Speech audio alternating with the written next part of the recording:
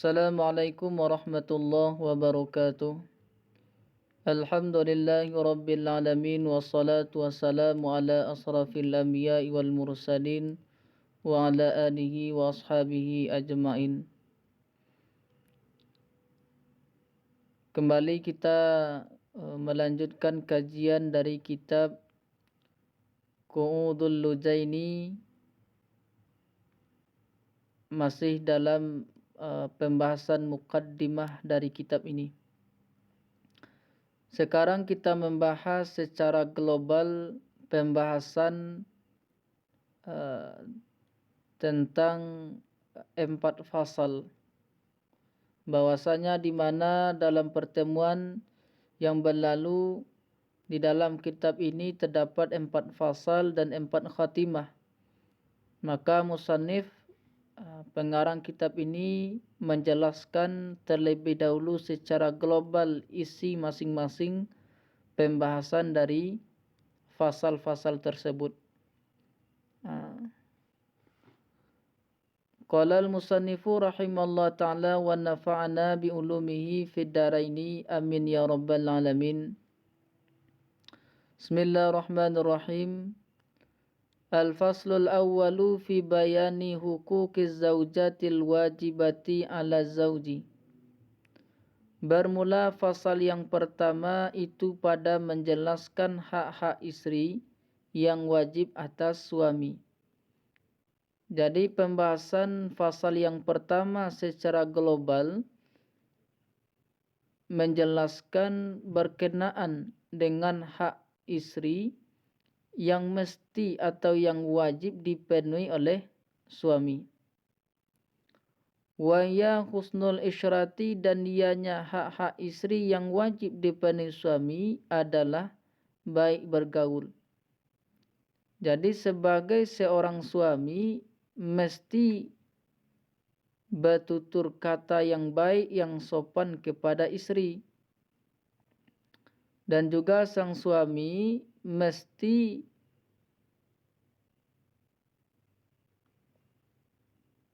memahami dari keadaan istri. Wa mu'natul zaujati wa mahruha, dan ongkos istri dan maharnya.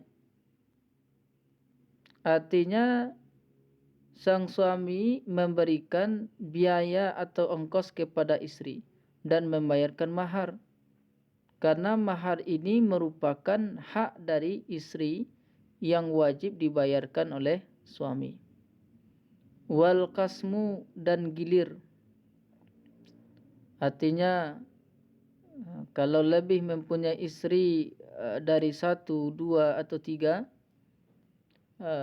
maka gilir dengan cara yang adil. Wa ta'limuha ma tahtaju ilaihi min furudil ibadati, dan mengajarkan istri akan sesuatu yang butuh ia istri kepadanya min furudil ibadati, dari fardu-fardu ibadah, wa sunaniha walau ghaira muakkadatin, dan sunat-sunat dan sunatnya ibadah sekalipun sunat yang tidak dikuatkan. Sebagai seorang suami merupakan juga kewajiban mengajar istri tentang fardu-fardu ibadah. Mana yang ibadah fardu seperti salat 5 waktu, berpuasa di bulan Ramadan. Ini kewajiban suami mengajarkan istri. Bukan saja fardu-fardu ibadah, sunat-sunat ibadah pun sekalipun sunat itu tidak dikuatkan, tapi merupakan kewajiban sang suami untuk mengajarkan, memberitahukan kepada istrinya. Andai kata suami tidak bisa mengajarkan, maka sang suami hendaknya mendatangkan guru ke rumah, kiai, para ustaz dan lain sebagainya. Tentu belajar dengan sungguh-sungguh, dengan benar. Wa mimma yata'allaqu bil haidi, dan mengajarkan dari sesuatu yang berkaitan ia dengan haid. Kewajiban juga bagi suami mengajarkan istri permasalahan berkaitan dengan haid, ketentuan-ketentuan haid, kemudian berapa lama batasan haid, bahkan mengajarkan bagaimana cara mandi yang baik. Ini merupakan kewajiban dari suami. Wa min wujubi ta'atihi fima laisa bima'siyatin.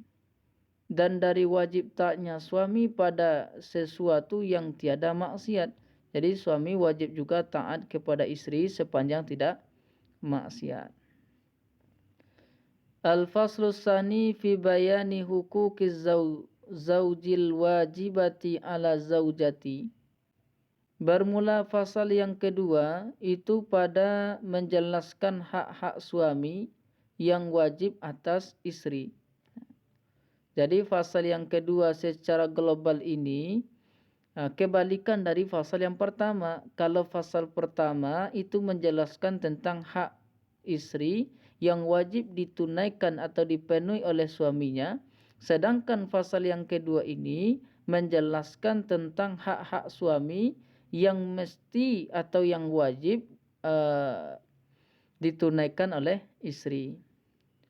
Wa ya ta'atuz zauji fi ghairi maksiatin, dan dianya adalah mentaati suami pada selain maksiat. Jadi istri mesti taat kepada suami. Istri mesti taat kepada suami sepanjang tidak maksiat. Apapun yang diperintahkan oleh suami laksanakan, sekalipun berat di dalam hati. Akan tetapi suami juga melihat kemampuan dari istri. Wa husnul ma'asyarati, dan baik bergaul. Istri mesti berkata yang baik kepada suami, lemah lembut, sopan.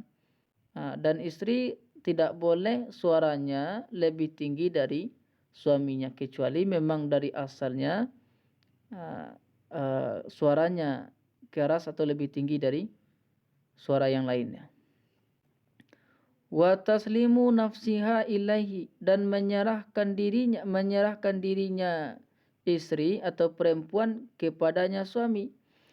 Jadi setelah menikah, maka seorang istri kewajiban yang mesti dilaksanakan mesti serahkan tubuhnya atau badannya kepada suaminya sepanjang suami itu tidak melaksanakan sesuatu yang diharamkan dalam agama, seperti dari belakang dan lain sebagainya. Wa mulazimatul baiti, dan tetap di dalam rumah.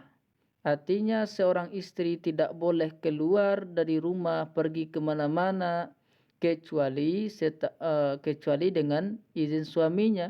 Apabila telah izin dari suaminya, maka boleh dia keluar rumah. Akan tetapi kalau tidak izin dari suaminya atau belum diizinkan oleh suaminya, maka tidak boleh keluar rumah, tetap dalam rumah bagi istri. Wasiyanatu nafsiha min antuti'a firasyahu ghairahu, dan menjaga dirinya istri dari bahwa menginjakkan ia istri akan tempat tidurnya akan selain suaminya. Jadi kewajiban dari istri juga menjaga dirinya, jangan dibawa laki-laki lain ke tempat tidur suaminya.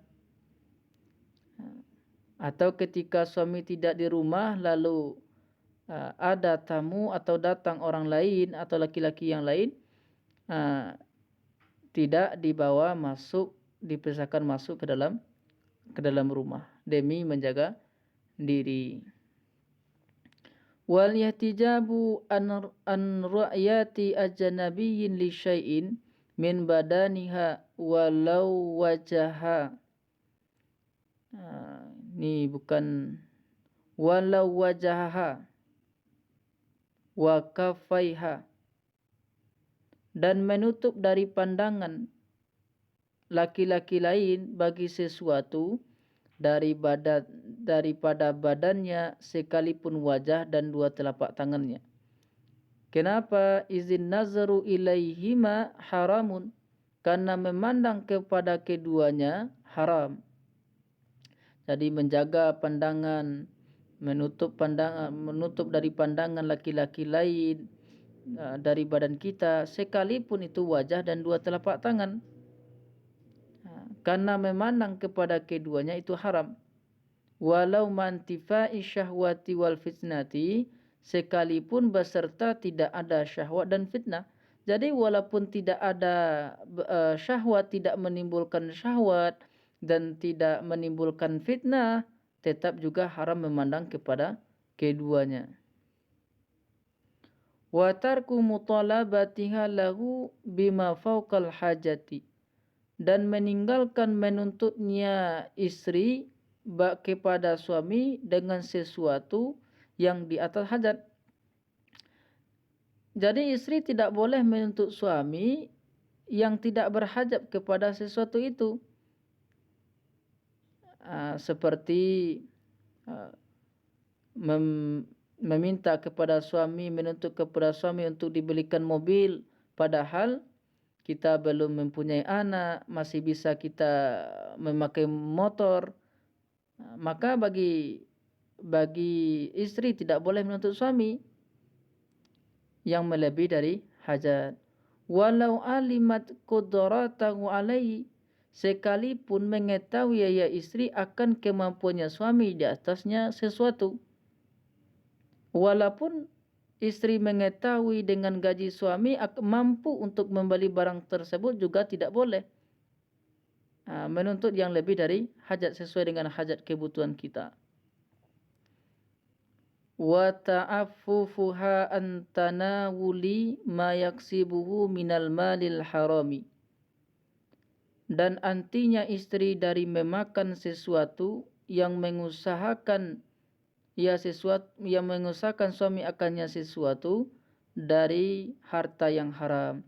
Jadi tidak boleh memakan dari hasil yang haram yang dihasilkan oleh suami.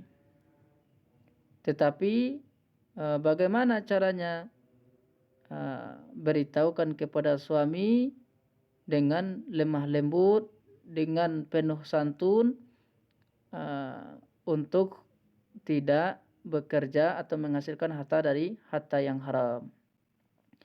Wadamu kizbiha ala haidiha wududan wan qita'an, dan tidak berdusta dan tidak dustanya istri atas haidnya, baik ada maupun terputus. Jadi tidak boleh berdusta kepada suami. Kalau haid, katakan haid. Kalau sudah habis masa haid, katakan sudah habis masa haid. Jangan sampai berdusta kepada suami. Allahu a'lam bishawab.